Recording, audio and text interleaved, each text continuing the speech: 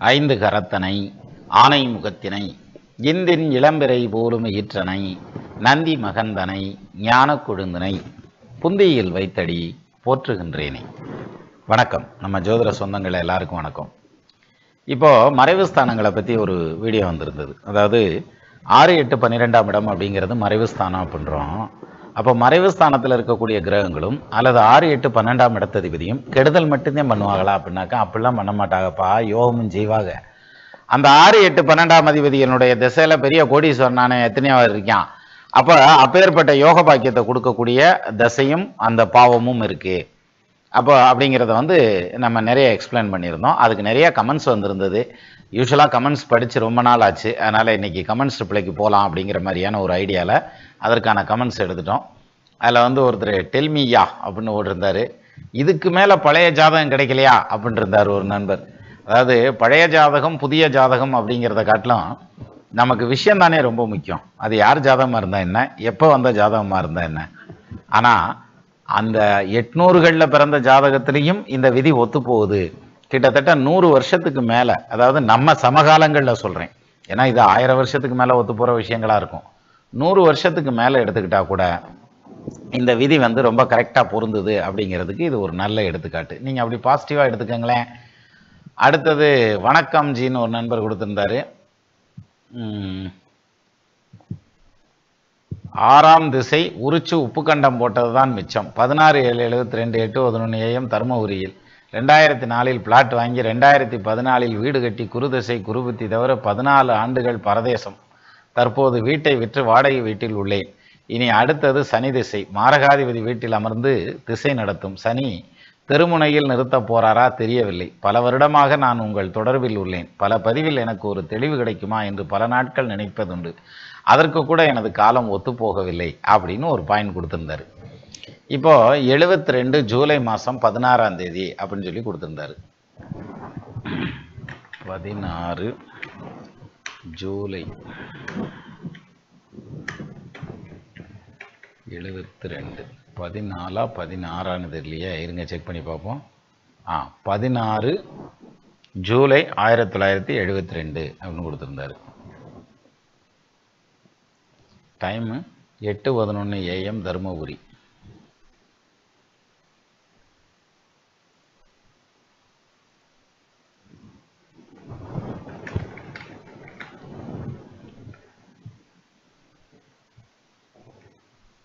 தருமபுரிக்கு தாராபுரம் வருது.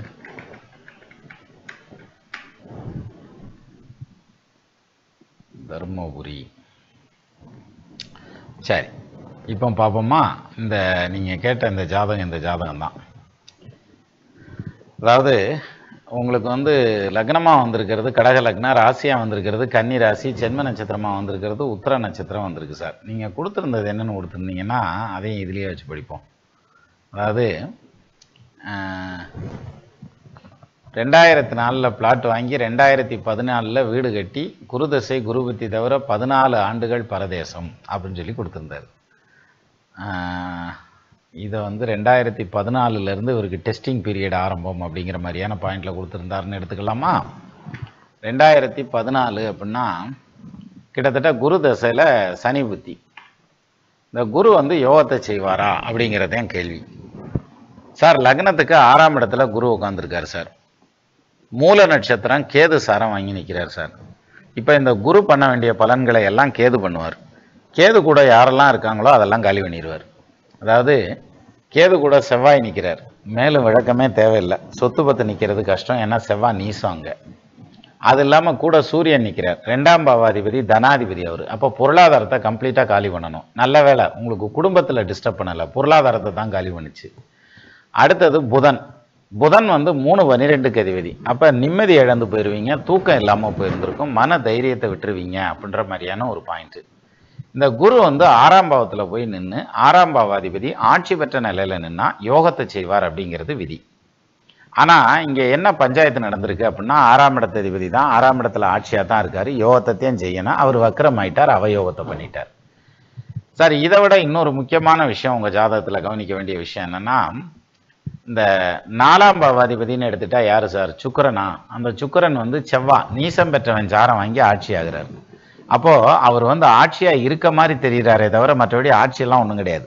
அப்போது 4ஆம் இடத்ததிபதி வந்து வீக்கானதுனால உங்களுக்கு சொந்த வீட்டுக்கான பிராப்தம் கிடையாது.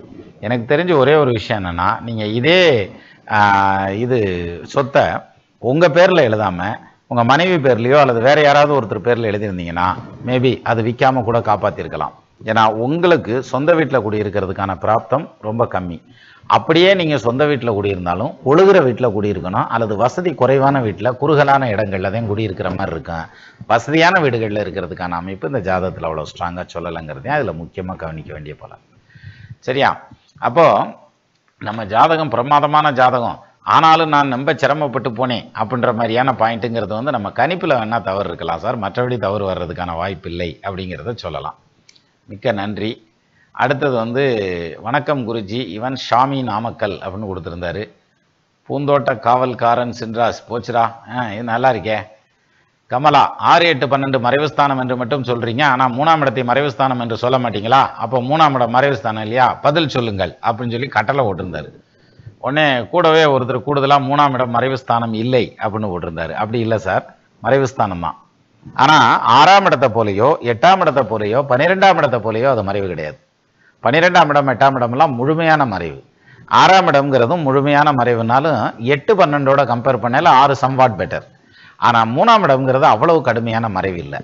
3ஆம் இடம் மறைவு ஸ்தானமா இல்லையா சொல்லுங்கள் அப்படின்னு கேட்டிருந்தாங்கல்ல, சொல்லிவிட்டேன், 3ஆம் இடம் மறைவு ஸ்தானம் தான். சரியா?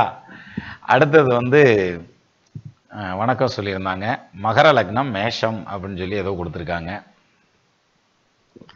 வணக்கம் ஐயா பெருமாள், மகர லக்னம் 12இல் குரு சூரியன் மறைவு. சார் முதல் பாயிண்ட்டு, மகர லக்னத்துக்கு 12ல் குருவும் சூரியனும் உட்காந்தா அதுக்கு மறைவு இல்லை சார். ஏன்னா அந்த இடத்துல குரு ஆட்சி. அப்போ உங்களுக்கு சூரியன் மறைவு கிடையாது, அதே மாதிரி குரு மறைவு கிடையாது. இப்போது குரு திசை நடக்கிறது. எனக்கு திருமணம் ஆகுமா ஆகாதா? சார் நிச்சயமாக திருமணம் ஆகும் அப்படிங்கிறது தான் இதனுடைய பாயிண்ட்டு. அதில் ஒரு நண்பர் கூட அவருக்கு பதில் சொல்லியிருக்கார். 2024 மே மாதத்திற்கு பிறகு உறுதியாக திருமணம் நடைபெறும், கவலை வேண்டாம் அப்படின்னு கொடுத்துருக்காரு. இருந்தாலும் நான் ஒரு தடவை வெரிஃபை பண்ணிடுறேன். 84 டிசம்பர் 16, 84 டிசம்பர் 16.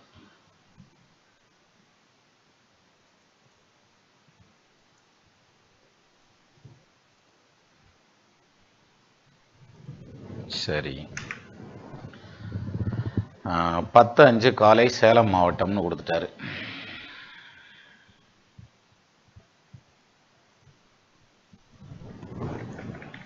சேலம்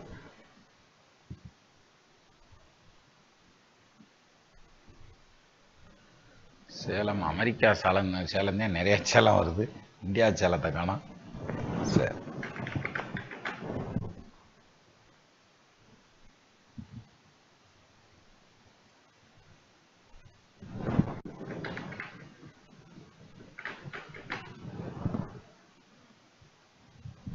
வரவே மாட்டேங்குது, என்ன சார்?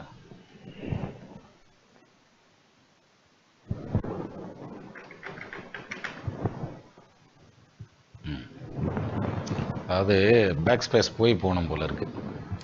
ரைட்டு சார், உங்கள் ஜாதகம் வந்தாச்சு. இதுதான் ஜாதகம். அதாவது கல்யாணம் அப்படிங்கிற கேள்வி, கல்யாணம் நடக்குமா அப்படிங்கிற மாதிரியான கேள்வி இல்லை. 12ல் மறைஞ்சிருக்கு அப்படின்னு சொன்னீங்க இல்லையா, அந்த பார்த்துருவோம். அதைத்தான் மெயினாக பார்க்கணும், அதுக்காகத்தான் போட்டேன். மகர லக்னத்துக்கு சூரியனும் குருவும் 12ஆம் பாவத்தில் மறைஞ்சிருக்காரு. ஆமாம் சார், அது மறைவு ஸ்தானத்தில் உட்காந்துருக்கு. ஆனால் குருவுக்கும் சூரியனுக்கும் மறைவு கிடையாது சார், அதனால் அது ஒன்றும் பஞ்சாயத்து இல்லை. So no worries. இப்போ குரு தசை சனி புத்தி நடந்துட்டு இருக்குது. குரு வந்து உங்களுக்கு பார்த்தீங்கன்னா 12ல் ஆட்சி, குருவில் குரு முடிஞ்சு குருவில் சனி நடக்குது. சனி உச்சம், விசாகம் குருசாரம், குரு சுக்கிரன் சாரம், சுக்கிரன் லக்னத்தில். சரி, சனி அப்படி பார்த்தா இதுவே கல்யாண டைம் தானே சார். இப்போ கல்யாணத்துக்கான டைம் தான் சார் போயிட்டுருக்குது. உங்களுக்கு வந்து இப்போ நம்ம என்ன மாதத்தில் இருக்கோம்? ஜனவரி எண்டில் இருக்கோமா? அதிகபட்சமாக எடுத்துக்கிட்டால் மே மாதத்துக்குள்ளேயே கல்யாணம் முடிஞ்சிடணுங்கிற அளவுக்கு தான் சார் இருக்குது. நிச்சயமாக கல்யாணம் முடியும். லக்னத்தில் செவ்வாய் உச்சமானதுங்கிறதுனால உங்களுக்கு கல்யாண காலதாமதம். அதே மாதிரி 2ஆம் பாவாதிபதி உச்சமானதுனால இன்னும் கொஞ்சம் காலதாமதம். ஒரு உச்சம் இருந்தாலே நிறைய தாமதமாகும். இதில் 2 உச்சம் இருந்ததுனால நிறைய தாமதம் ஆயிடுச்சு. அவ்வளோதையும், வேற ஒன்றும் இல்லை, பயப்பட வேண்டியதில்லை. ஆனால் கன்ஃபார்மாக கல்யாணம்னு ஒன்று உண்டு சார். அதையும் நம்ம பார்த்துடலாம். நீங்கள் தைரியமாக இருங்க. அதான் ஈஸியான வழி. சரியா? என்னதையும் சொல்லுதுன்னு பார்த்துருவோமே கல்யாணமும். அப்போ உறுதியாக திருமணம் நடைபெறும் அப்படிங்கிற பாயிண்ட் வந்து நிச்சயமாக நடக்கும், கவலைப்படாதீங்க. அதே மாதிரி அடுத்தது வந்து ஐயா வணக்கம், டேட்டு டைம் கொடுத்துருக்காரு, பலன் கூறவும் அப்படின்னு கேட்டிருக்கிறாரு. இது நல்லா இருக்கே, எங்க உனக்கு தெரிஞ்சதை சொல்லு பார்ப்போம் அப்படின்ற மாதிரி. எல்லோரும் மின்புற்று இருக்கவே அல்லாது வேறொன்றறி ஏன் பராவரமே. சொல்லிட்டேன் சார், சந்தோஷமா இருங்க. சரியா? அடுத்த கமெண்ட்டுக்கு போகலாமா? அதாவது எட்டி மடம் நிறைய படிவுகள் போடுறீங்க சார், தயவுசெய்து இங்கிலீஷில் எழுதுங்க, இல்லாட்டி தமிழில் எழுதுங்க சார். பங்கு சந்தையில் எனக்கு ஏன் நஷ்டம் வருகிறது? தப்பாக வாங்குறதுனால நஷ்டம் வருது. முதலில் ஷேர் மார்க்கெட் நஷ்டம் வர மாதிரி என்ன செய்தீர்கள்? அதாவது 84 மார்ச் மாதம் 6ஆம் தேதி இல்லையா? இருங்க சார் வரேன். 84 மார்ச் மாதம் 6ஆம் தேதி 8:48 PM திருநெல்வேலி. 8:48 PM திருநெல்வேலி.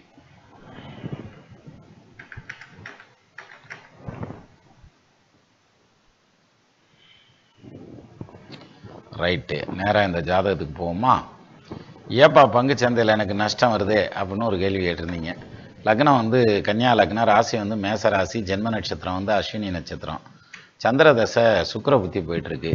லாபாதிபதி சந்திரன் அஷ்டமஸ்தானம்னு சொல்லக்கூடிய 8ஆம் இடத்துல போய் மறைகிறாரு சார்.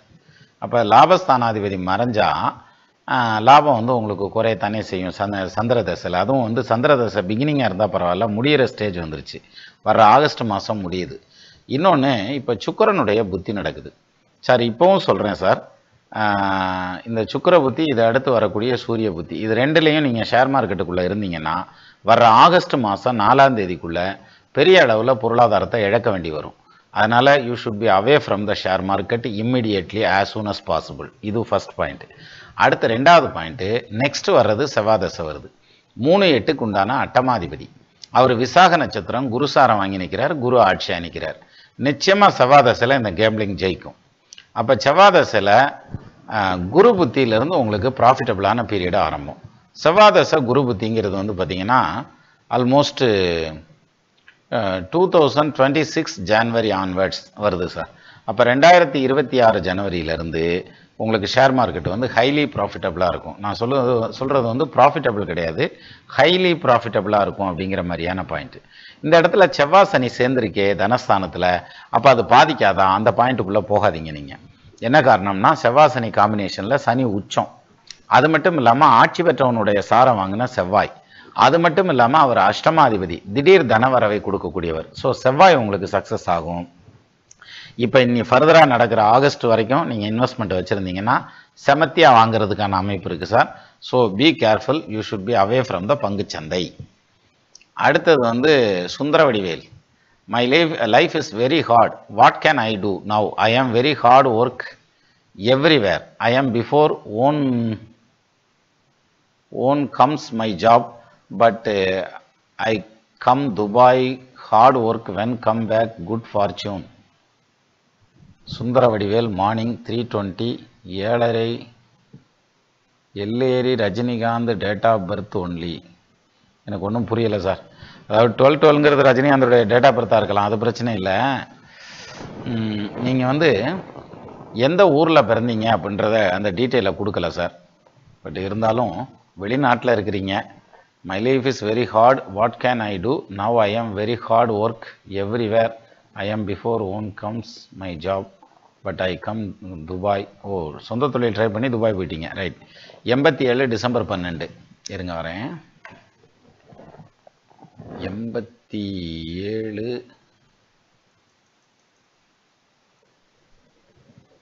டிசம்பர் 12, 3:20 320. ஓஹோ, இதுலேயும் ஏஎம் பிஎம்மும் கொடுக்கலையா? பரவாயில்லையா, நீ என்னன்னாலும் உனக்கு சொல்கிறதுன்னு முடிவாயிருச்சு. எப்படியாவது சொல்கிறேன். 320 என்ன வச்சுக்கலாம், பிஎம்ஏ 2 போகுது. இது வந்து உங்கள் ஜாதகம்னு ஒரு அப்ராக்சிமேட்டாக வச்சுக்கலாம், நாட் எக்ஸாக்ட்லி. நான் அதை உறுதியாக சொல்ல முடியாது, ஏன்னா நீங்கள் நிறைய டேட்டா கொடுக்கல. எனக்கு நல்ல நேரம் எப்போ வரும், when will the good fortune அப்படின்னு ஒரு கேள்வி கேட்டிருந்தீங்க. அதுக்கு பதில் எப்படி எடுக்கணும்னா, இன்னைக்கு கோச்சார குரு எங்கே இருக்காருன்னு பாருங்கள். கோச்சார குரு எங்கே இருக்காரு? மேஷத்தில் இருக்கார். மேஷத்தில் ஏதாவது கிரகம் இருக்கா? இல்லை. சரி, அதுக்கு 5ஆம் இடத்துல என்ன கிரகம் இருக்குது? சந்திரன். 9ஆம் இடத்துல என்ன இருக்கார்? சுக்கிரன். 2 ஜலகிரகம் இருக்குது திரிகோணத்தில். இது இன்னைக்கு இருக்க கோச்சார குருவுக்கு திரிகோணத்தில் 2 ஜலகிரகம் இருக்குது. அப்போ இவர் கடல் கடந்து போய் வெளிநாட்டில் உட்காந்துருக்காருங்கிறது கரெக்டு. 7ல் செவ்வாய் இருக்குது இல்லையா? அப்போது இவர் வந்து ஒரு கடினமான நேரத்தில் தான் இருக்கார். செவ்வாயை குரு பார்க்குறார். ஆனால் அந்தளவுக்கு வருமானம் இருக்குது, ஏதோ ஓரளவுக்கு வருமானம் இருக்குது, பெரிய வருமானம் இல்லைன்னா கூட, எதிர்பார்த்த அளவுக்கு இல்லைன்னா கூட. இப்போது இவருக்கு வேலை எப்படி இருக்கும் அப்படின்னா, இவருக்கு வேலை கொடுக்குற முதலாளியை டிபெண்ட் பண்ணி தானே இருக்கும். பாருங்கள், 11ஆம் இடம்ங்கிறது இவருக்கு வேலை கொடுக்குற முதலாளி. அவருக்கு 2ல் குரு ஆட்சி, கூட ராகு நிற்கிது இல்லையா? அதனால் இவருக்கு அசைன் பண்ணுற வேலை வந்து கடினமான வேலையாக இருக்கும் அப்படின்ற மாதிரியான அமைப்பு. இப்போ மேஷத்தில் குரு இருக்கார். இவருடைய ஜாதகத்தில் மீனத்தில் குரு இருக்கார். இந்த மீன குருவுக்கு 10ஆம் இடம் அப்படின்னு எடுத்துட்டா அது யார்? அது குருவுடைய வீடு தான் இல்லையா? இப்போ அந்த குருவுடைய வீட்டில் அந்த 10ஆம் இடத்த அதிபதி குரு காலபுருஷ தத்துவமான தலையில் மேசத்தில் போய் உட்காந்துருக்கார். அங்கே எதுவும் கிரகம் இல்லை, அதனால தான் அவர் கஷ்டப்பட்டுக்கிட்டு இருக்கார். அடுத்து ரிஷபத்தில் குரு வரையில் நமக்கு இந்த வேலையும் வேணாம், இந்த ஊர் வேணான்னு விட்டுட்டு ஊருக்கு வர்றதுக்கான அமைப்பு இருக்குது. மிதுனத்தில் குரு வர்றப்ப உங்களுக்கு தொழிலும் பொருளாதாரமும் நல்லாயிருக்கும். அப்போ குறைஞ்சபட்சம் இன்னொரு 1.5 வருஷம் ஆகணும் அப்படிங்கிற மாதிரியான பாயிண்ட் இதில் இருக்குது சார். அஃப்கோர்ஸ் இப்போ நீங்கள் வந்து இதில் வந்து டைம் வேணால் கொஞ்சம் முன்ன பின்னா வேரியேஷன் ஆகிறதுக்கு வாய்ப்பு இருக்கலாமே தவிர நான் இருக்கும்னு சொல்லலை. ஏன்னா கரெக்டாக வரும், இருக்கும்னு சொல்ல. ஆனால் வந்து பலன் இதான் சார் உங்களுக்கு.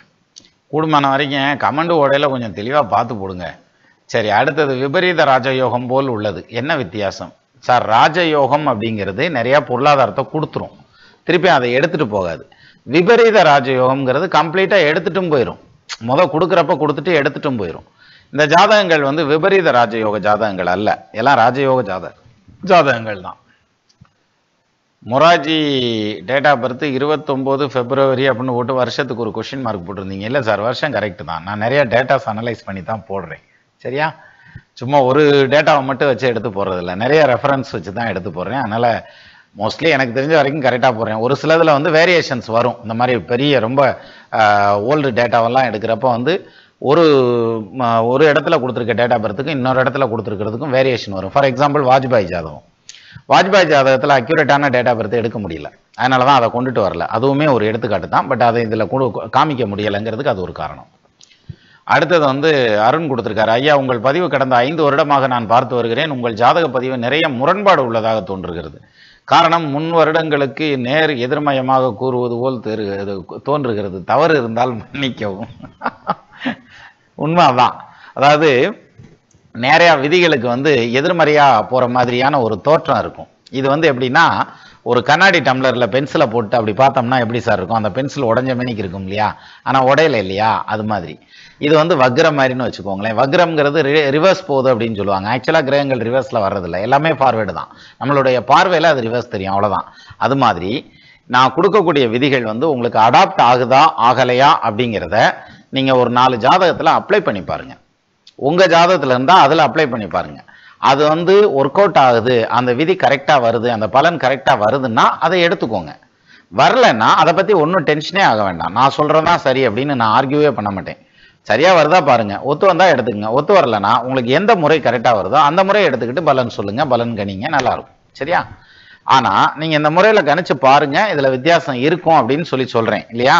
நீங்கள் ட்ரை பண்ணி பாருங்கள், அதனால் ஒன்றும் தப்பு இல்லை. ட்ரை பண்ணலாம்ல, ட்ரை பண்ணி பாருங்கள். சரியாக வந்தால் எடுத்துக்கலாம். எப்பொருள் யார் யார் வாய் கேட்பினும் அப்பொருள் மெய்ப்பொருள் காண்பது அறிவு. என்ன காரணம்னா, ரொம்ப ஷார்ப்பான பலன்னு தேடி போகிறோம் இல்லையா? பென்சிலை கொஞ்சம் கூர்மையாக சீவ கொஞ்சம் கவனமாக சீவணும். இதில் லேசாக மருதலையானாலும் பட்டுன்னு உடஞ்சிடும். அதனால் இந்த மாதிரி பலன் எடுக்கல ரொம்ப கூர்மையாக ஷார்ப்பாக வச்சுட்டு எடுக்கணும். நீங்கள் பார்த்துட்டு வாங்க. இந்த நம்ம விதிகள் இதில் ஒத்து வருதாங்கிறத பாருங்கள். அதுக்காக தான் இந்த டவுட் வரக்கூடாதுங்கிறதுக்காக தான் நான் எடுத்துக்காட்டு ஜாதகம்லாம் கொடுக்குறேன். சரியா? நீங்க அதில் அப்ளை பண்ணி பாருங்க, இல்லை உங்க ஜாதகங்களில் அப்ளை பண்ணி பாருங்க, இல்லை உங்களுக்கு தெரிஞ்சவங்க ஜாதகங்களில் அப்ளை பண்ணி பாருங்க. சரியா வந்ததுன்னா எடுத்துக்கங்க, இல்லைன்னா விட்டுறலாம், ஒன்றும் தப்பு இல்லை. சரி, அடுத்தது ஐயா, என் ஜாதகத்தில் 12ஆம் அதிபதி 8லும் 8ஆம் அதிபதி 6லும் உள்ளது, நன்மை உண்டா? இப்போ அதைத்தானுங்க விடிய விடிய பேசியிருந்தேன் அந்த ஜாதகம், அந்த வீடியோவில். அது நிச்சயமாக வாழ்க்கையில் ஜெயிக்கக்கூடிய ஜாதகம் இது. அப்புறம் சுந்தரவடிகள் கொடுத்துருந்தாரு, டேட் ஆஃப் பர்த்தை கொடுத்து பிறந்த ஊரை கொடுத்துட்டேங்க அப்படின்ட்டு. ஒன்றும் சொல்லலை, எந்த கேள்வியும் கேட்கல. நல்லா இருக்கும் சார், அதனால் ஒன்றும் கவலைப்பட வேணாம். அடுத்தது, வணக்கம் ஐயா வணக்கம், குட்டிச்சுக்கரன் குடியை கெடுக்கும் என்பார்கள், 30/7/2021 11:05 PM உடுமலைப்பேட்டை. சார், இதில் என்ன கேட்க வர்றீங்க? குட்டிச்சுக்கரன் குடியை கெடுக்கும் என்பார்கள், டேட் ஆஃப் பர்த் டைம் கொடுத்துட்டார். அப்படி இல்லை, இந்த ஜாதகத்துக்கு குடும்பத்தை கெடுக்குமானே கேட்டிருக்கலாம், அல்லது நல்லா இருக்குமான்னு கேட்டிருக்கலாம், பாசிட்டிவாக கேட்குறதா இருந்தால் கூட. சரி, நான் சொல்கிறேன் சார். அதாவது குட்டிச்சுக்கரன் குடியை கெடுக்கும், குட்டிச்சுக்கரன் கெட்டி கட்டடத்தையும் பிளக்கும், குட்டிச்சுக்கரன் குடும்பத்தை கெடுக்கும் அப்படின்றதெல்லாம் சரித்தான், எல்லாம் சரி. ஆனால் எல்லாத்துக்கும் அது மேட்ச் ஆகாது சார். நான் உங்களுக்கு ஒன்று சொல்கிறேன், என்ன லக்னமாக வேணாலும் அந்த குழந்தை பிறக்கட்டும் சார், என்ன லக்னத்தில் வேணாலும் பிறக்கட்டும்.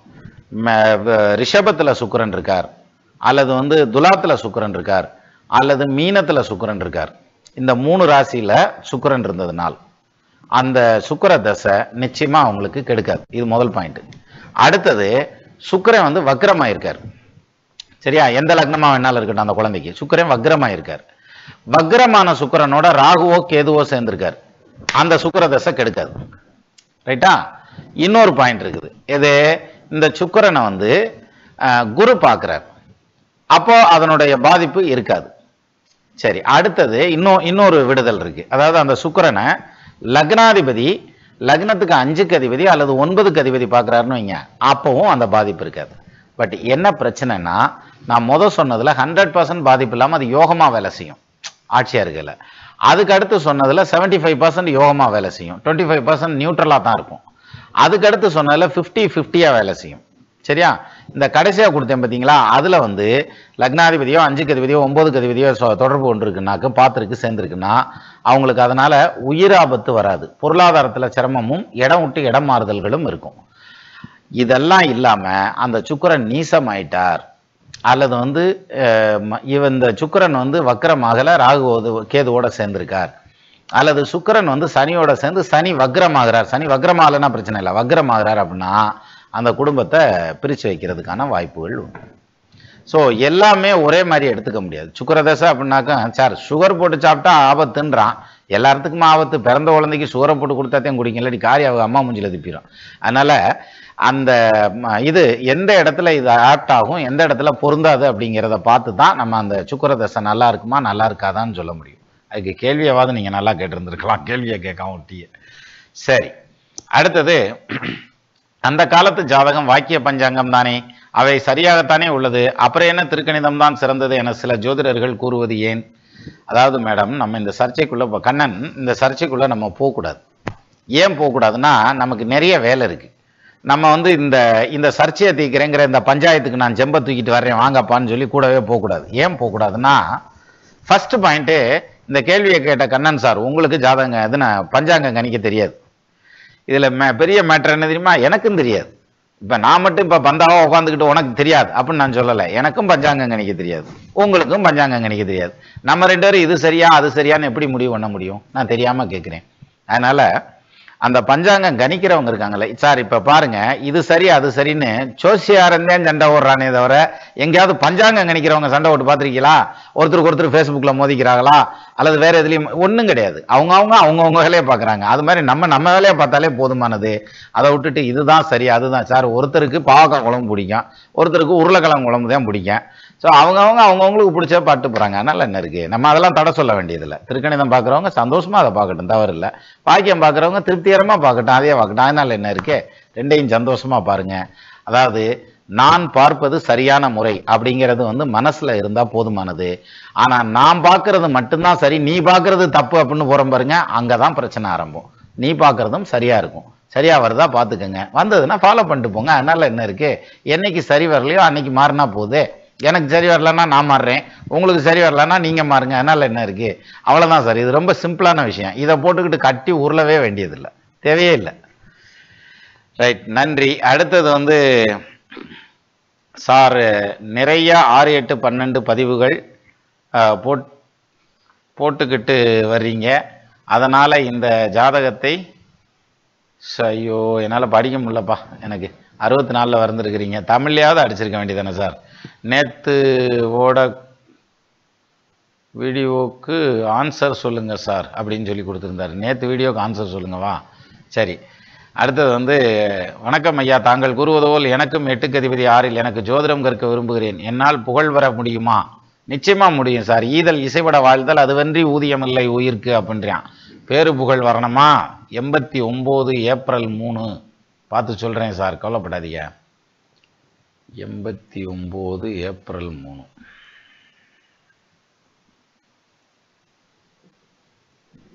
சரி, 2:20 PM மதுரை, 2:20 PM.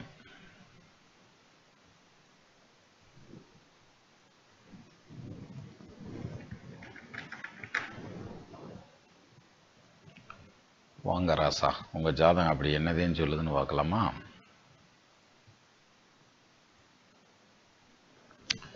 என்ன சொல்லுது? ஜோசியம் படிக்கலாமா, பேரு புகழ் வாங்க முடியுமா அப்படின்னு கேட்டிருந்தீங்க இல்லையா? தசாபுத்தி தான் டிசைட் பண்ணணும். சனி தசை போயிட்டுருக்கா. சனி வந்து 6ஆம் பாவத்தில் நிற்கிறார். புதன் நீச்சபங்க ராஜயோகத்துக்கு போகிறாரா?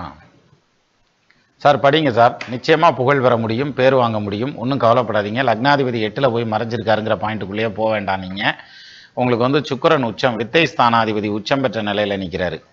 வாகனநாத 4இல் வந்திட ஆட்சி உச்சம், ஆகவே கேந்திர ஊனம், ஆயினால் கீர்த்திமானாய், தேகமாய் கட்டில் மெத்தை, சேத்திரம் நல்ல வீடும், பாகமாய் ஆயுள் தீர்க்கம், வாகனம் வரிசை சுத்தம் அப்படின்ற 4க்கு அதிபதி அவ்வளோ ஸ்ட்ராங்காக நிற்கிறார் சார். உங்கள் ஜாதகத்தில் 4ஆம் பாவாதிபதி எங்கே நிற்கிறாரு? வாகனஸ்தானாதிபதி வந்து பாக்கியஸ்தானத்தில் நிற்கிறார். பரவுடன் பாக்கியத்தானாதி வாகனத்தானத்தில் குரு சுக்கரரோடு கூடி இருந்திரல் அல்லது நோக்கில் கருதிய கனக தண்டிகை உண்டாகும். இவரோடு இந்த இன்பமாய் நிற்கில் பூச்சக்கர குடை உண்டாம். பூச்சக்கர குடை உச்சந்தானை பொருந்திய 7 அதிபன் நிற்கில் வீசுஞ்சாமரை உண்டாகும். இரு பாக்கியத்தோன் 4கோன் பாசமாய் 10 நிற்க 10ஆதி சென்மத்தில் நேசமாய் நிற்க சிங்காதனமுலானா இருப்பான் பாரில்னா. நீங்கள் வந்து நிச்சயமாக புகழ் பெறக்கூடிய அமைப்பு உண்டு. நீங்கள் ஜோசியம் படிக்கலாம் சார், நம்பிக்கையோட படிங்க, சந்தோஷமா எடுங்க போய் புஸ்தகத்தை. அடுத்தது முத்துசாமி, வணக்கம் அண்ணா, தங்கள் அன்பு நண்பன். ஒரு மறைவு ஸ்தானாதிபதி இன்னொரு மறைவு ஸ்தானத்தில் வக்ரம் ஆனாலும் யோகத்தை செய்யுமா? இதை மட்டும் சொல்லுங்க, வேற கிரகங்களின் சேர்க்கை பயன்படுத்தாமல் சொல்லுங்க. ஆமையா, நீ வாட்டுக்கு சிம்பிளா ராகு இருந்தா கேது இருந்தான்ட்டு போயிடுவேன், அதனால அப்படி எஸ்கேப் ஆயிடாத. 6க்கு அதிபதி 12ல் நிற்கிறார், வக்ரமாயிருக்கார். அப்போ அது நல்லா இருக்குமா? இந்த பலனை சொல்லுவாப்போம் அப்படின்னு கேட்டிருக்காரு. அதுக்கு பதில் என்ன அப்படின்னா, முத்துசாமி நீங்கள் இந்த கேள்வியை கேட்கலாமா? அதாவது எப்படின்னா, 6க்கு அதிபதி 12ல் நிற்கிறது யோகம்னு சொல்லியிருக்கான். அப்போ அது வக்ரமானா யோகத்துக்கு ஆப்போசிட்டு, சரியா? அதியோகம்ங்கிற மாதிரி அவயோகம் அப்படிங்கிற மாதிரியான பாயிண்டில் வந்துடும். அது வந்து நெகட்டிவ் இம்பேக்டை தான் கொடுக்கும். நீங்கள் இப்போ அதாவது பின்னடிக்கிற பாயிண்ட் கரெக்டாக தான் பின்னடிச்சிருக்கீங்க. ஆமாம், எம்பிட்டு நேரம் போயிருக்கோம், போச்சு, நம்மளும் வந்துட்டோம், கிட்டத்தட்ட அரை மணி நேரம். சரி, இன்னொரு மண்டையும் பார்ப்போம். அதாவது சார், கன்னி லக்னம் எக்ஸ்பிளைன் 6, 8, 12. சார், நம்ம லக்ன வாரியாக எக்ஸ்பிளைன் பண்ணிட்டோம் இல்லைல்ல? 6, 8, 12ஆம் அதிபதிகள் என்ன யோகத்தை செய்யும் அப்படிங்கிறத மல்டிபிள் ஜாதகத்தில் காமிச்சேன். இந்த அதில் நண்பர் கொடுத்துட்டாரு பாருங்க. Aditya Guruji MGR date of birth 11/1/1916 10:47 PM Kandy ஸ்ரீலங்காவில் பதிவிட்டு சொன்னார் சார் அப்படின்னு. மேபி அவருக்கு அந்த டேட்டா கிடைச்சிருக்கலாம், அதனால் அவர் சொல்லியிருக்கலாம். நான் எனக்கு கிடைச்ச டேட்டாவை தான் நான் வந்து எடுத்தாண்டு இருக்கேன். இதில் வந்து என்னுடைய விதிக்கு அது மேட்ச் ஆகிறதுனால சொன்னேன். அதில் வந்து அவருடைய விதிக்கு அது மேட்ச் ஆகும். இப்போ எம்ஜிஆர் ஜாதகங்கிறத விட்டுருங்க, இது வந்து ஒரு ஜென்ரலாக XYZன்னு ஒருத்தருடைய ஜாதகம். அந்த ஜாதகம் அவர் பேரு புகழோட இருக்கிறதுக்கு வாய்ப்பு இருக்கா, அந்த மாதிரி எடுத்துக்கோங்க. அது சிம்பிளாக போயிடும், ஏன் கன்ஃபியூஸ் பண்ணிக்கணும். அடுத்தது வந்து இன்னொருத்தரும் அதே கேள்வியை கேட்டிருந்தார். குருஜி எம்ஜிஆர் கன்னி லக்னம் மீன ராசி தானே அப்படின்னு கொடுத்துருந்தாரு. இல்லை, அதாவது அதை தான் டேட்டாவில் வர்றதை தான் நான் எடுத்து சொல்லியிருந்தேன். ரைட், இப்போ நம்ம எவ்வளோ நேரம் கொண்டு போயிருக்கோம்னு பார்த்துருவோமா? ரைட், கிட்டத்தட்ட அரை மணி நேரம் வந்துருச்சு. இப்படியே போனோம்னாக்கா அப்புறம் பதில் சொல்கிறதுமே போர் அடிக்கும். சரி, மீண்டும் நம்ம இன்னொரு கமெண்ட்ஸ் ரிப்ளை வீடியோவில் சந்திக்கலாம். நமது நண்பர்கள் ஆள் போல் தழைதழைத்து அருகது போல் வேரூன்றி மூங்கில் போல் கிளை கிளைத்து முதியாமல் வாழ்ந்திருக்க வாழ்கவென வாழ்த்தி அமைகிறேன். வணக்கம்.